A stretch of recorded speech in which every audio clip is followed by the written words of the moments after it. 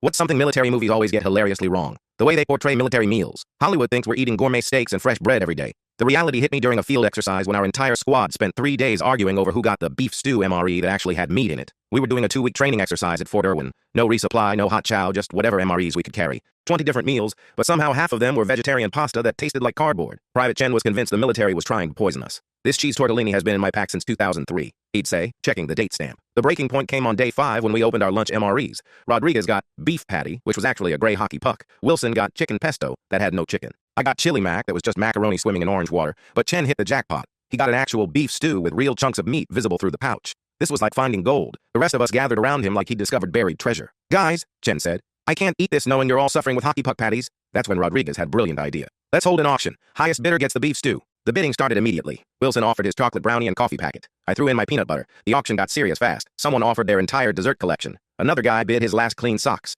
The stakes kept rising until Corporal Adams made the ultimate offer. I'll give you my care package candy bars and I'll take your watch duty for 3 nights. Chen's eyes lit up. 3 nights of extra sleep was worth more than any meal. But then Sergeant Foster walked over to see what the commotion was about. He looked at our pathetic auction and started laughing. You idiots are fighting over beef stew? Follow me. He led us to his pack and pulled out this massive bag of trail mix, beef jerky, and energy bars. You think I'm surviving 2 weeks on military rations? My wife sent enough real food to feed a small army. Foster started dividing up his private stash among the squad. Hollywood shows soldiers eating like kings because the actors would quit if they had to eat actual MREs. Meanwhile, real soldiers learned to smuggle in decent food or starve. The best part was when Foster pulled out a camp stove and started making actual grilled cheese sandwiches using bread and cheese from his personal supplies. We're in the middle of a tactical exercise eating gourmet sandwiches while wearing full combat gear. From that day forward, Foster became known as the deployment chef. He taught us all the tricks veteran soldiers use to survive on real food instead of military rations. The funniest part was during our after-action review. The commanding officer asked about morale. Foster stood up and said, Sir, morale is directly tied to food quality. Hollywood got that part right, just not who's providing it.